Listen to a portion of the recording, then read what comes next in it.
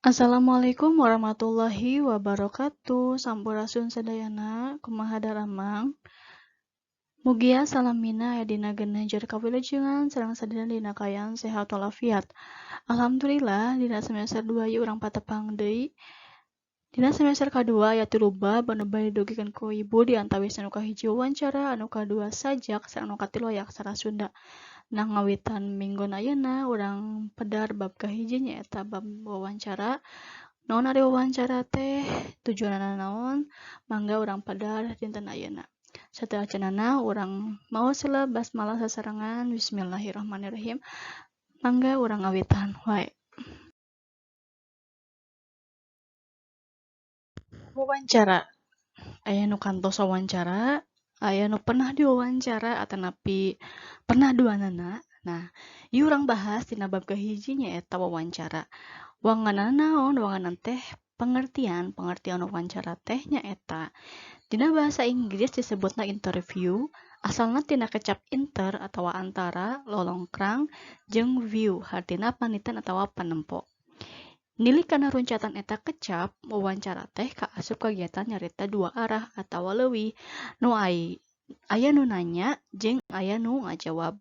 Samemeh ngalakukeun wawancara kudu tatahal heula nyusun sajumlahing pananya ngeunaan materi nu rek ditanyakeun ka narasumber. Aya narasumber teh naon? Narasumber teh nyaeta jalma nu baris di penta kateranganana. Jadi tos kagambarnya wawancara kumaha jadi aya nu ditaros sareng aya nu narosna. Nah, gitu.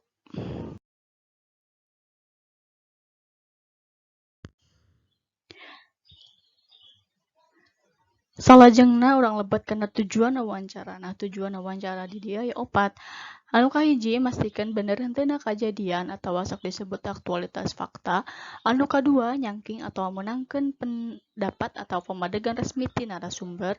Anu katilu ngaguar manggih alih sareng anu kaopat konfirmasi keur babandingan data. Janten tos jelasnya tujuan wawancara di dieu teh menangkeun data anu leuwih valid ku cara diayakeun narasumber sangkan menangkeun data nu leuwih akurat.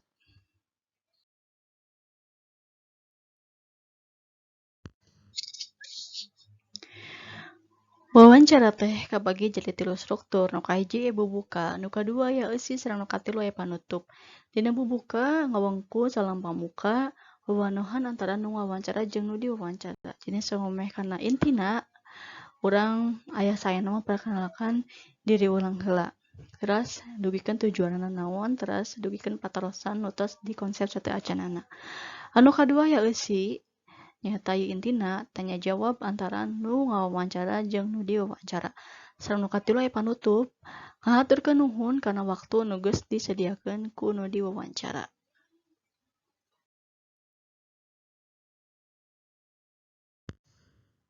Wawancara kabagi jadi 3 jenis atau wanda. Anu kahiji wawancara mandiri, anu kadua wawancara kelompok, sareng anu katilu wawancara konferensi. Nu kahiji wawancara mandiri nyaeta saurang pawawancara ngayakeun wawancara ka saurang narasumber. Namina ge mandiri jadi ku saurang. Wawancara mandiri biasana dilaksanakeun ku saurang wartawan waktu keur maluruh narasumber keur nulis hiji warta. Anu kadua wawancara kelompok. Saurang narasumber anu diwawancara ku jumlah pawawancara anu loba. Jadi si narasumber nama ngan hiji, jadi anu ngawawancarana seueur. Upamana wae sabaraha urang wartawan di sawatara media TV, radio jeung koran ngawawancara grup band, artis atawa tokoh politik. Pawawancara biasana ngasongkeun pananya anu beda-beda. Jadi beda-beda wartawan. Anu katilu wawancara konferensi. Nah, ieu wawancara anu ngalibatkeun sawatara narasumber, misalna dina acara talk show jeung teleconference.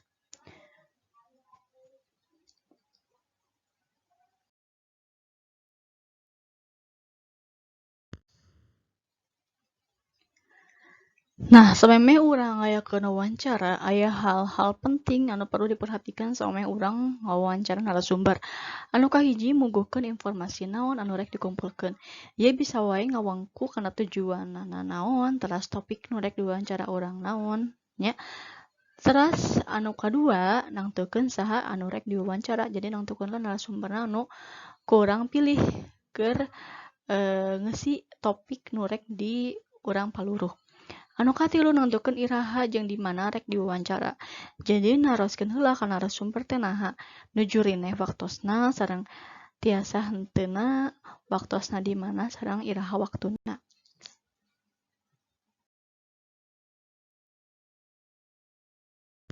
Salajengna anu kaopat nyaeta nyusun angket wawancara nyaeta daftar pananya nu rek ditanyakeun. Nah, dina wawancara ieu kudu ngandung unsur 5W plus 1H. Naon wae nu kahiji what nyaeta naon, nu kadua where di mana nu katilu when iraha, why kunaon, sareng who saha, sareng hiji deui how teh kumaha bahasa Sunda nama. Sareng anu kalima nyaeta nalika wawancara hadena mah ngagunakeun bahasa Sunda anu merenah.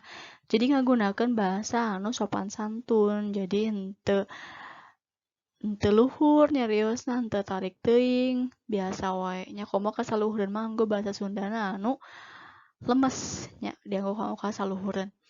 Sareng nu terakhir nu kagenep nyaeta nyatetkeun informasi penting nu ditepikeun ka narasumber. Nu ditepikeun ku narasumber leuwih hade lamun direkam, difoto atawa di syuting di videonya. Jadi kanggo meunangkeun data ieu teh sangkan henteu wae dina emutan janten aya buktosna ieu wawancara teh langkung sae saupami direkam atawa difoto janten aya dokumentasi kanggo urangna.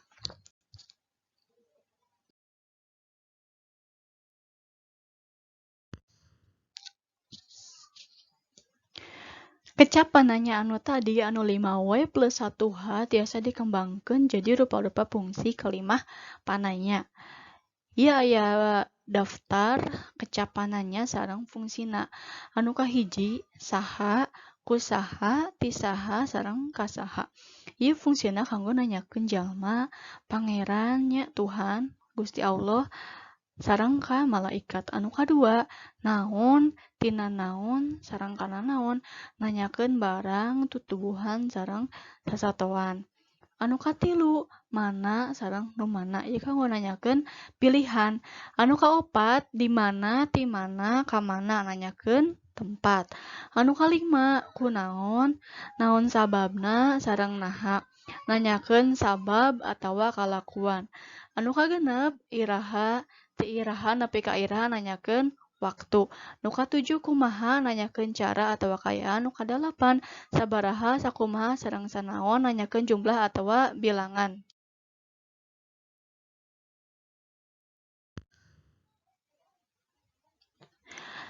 Nah, tata krama kahirupan naon patalina sareng wawancara. Nah, wawancara teh henteu sakur nanya kitu wae tapi aya sopan santun aya tata kramana.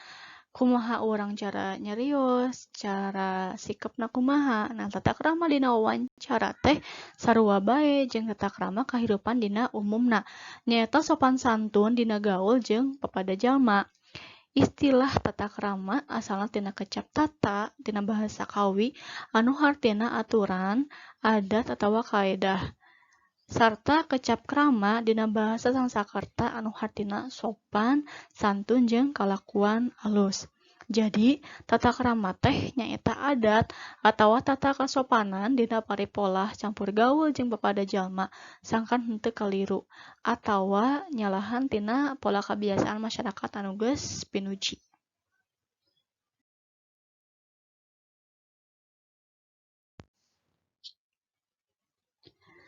Tata krama teh kabagi jadi 3 wanda atawa 3 jenis. Anu kahiji tata krama basa, anu kadua tata krama paripola, sareng anu katilu tata krama gaul di masyarakat. Naon wae eusina urang pedar sasarengan.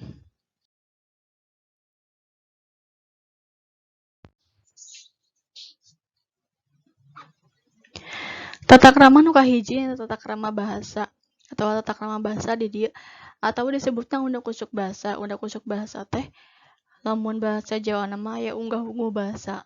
Sami sareng tingkatan bahasa. Kumaha nyarios kanggo kasahandapeun, kasasama sareng kasaluhureun.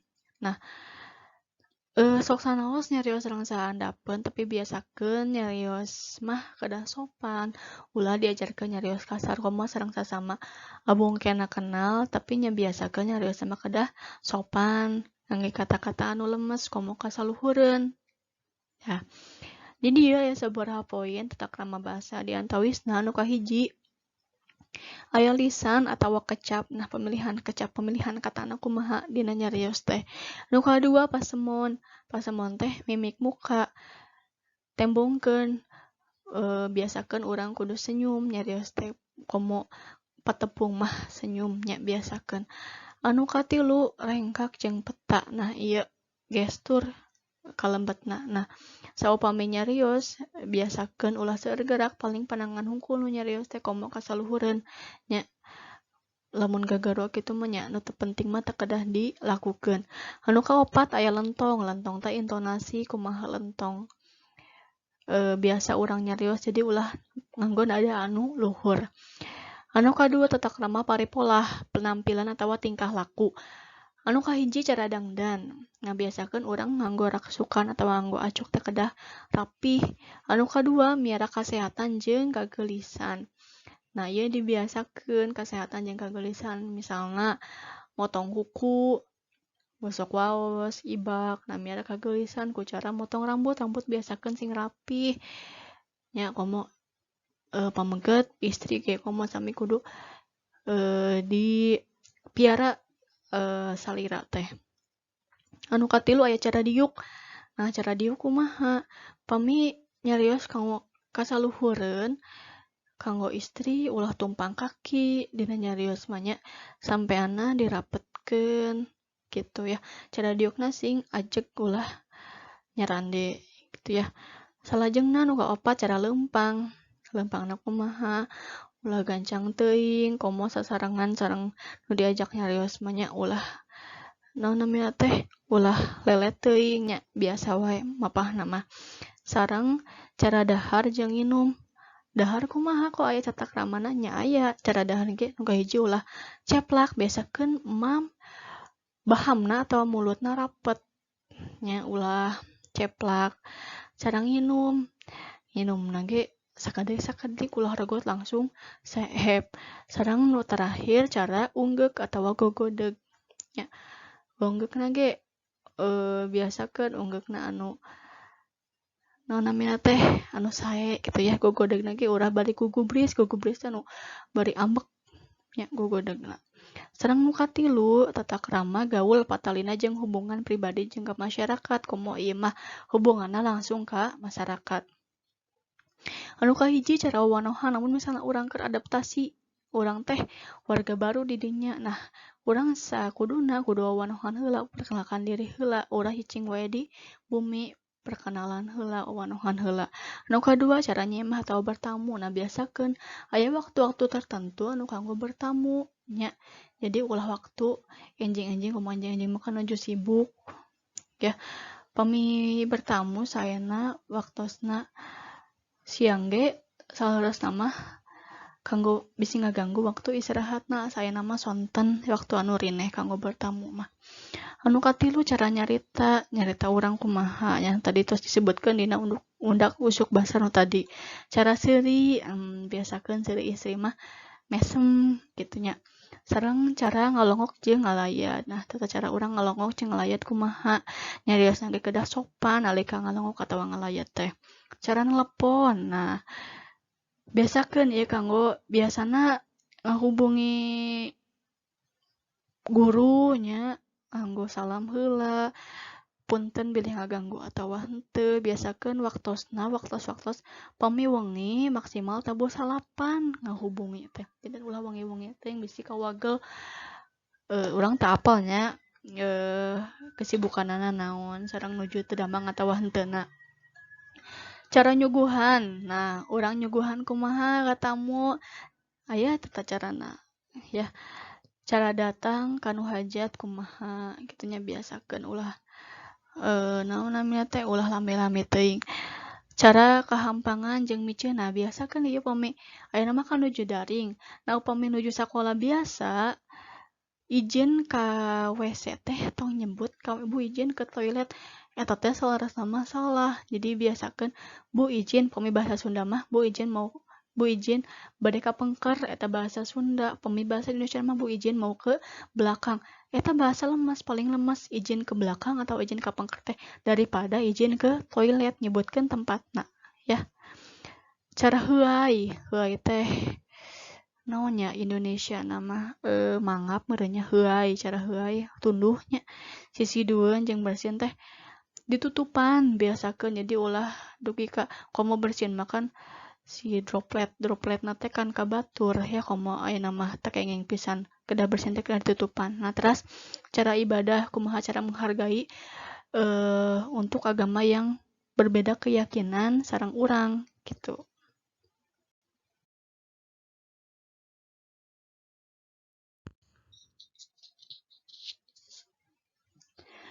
Cekap sakitu padaran materi bab wawancara kanggo dinten ayeuna insyaallah minggu paling petepang deui. Hatur nuhun kanu tos ngaragepkeun mangga ieu materi ditulis dina buku sewang-sewangan teras dibaca teras diregepkeun ieu materi mangga kanu teu ngartos tiasa diteruskeun ka ibu. Hatur nuhun kana perhatosanana billahi taufik wal hidayah. Wassalamualaikum warahmatullahi wabarakatuh.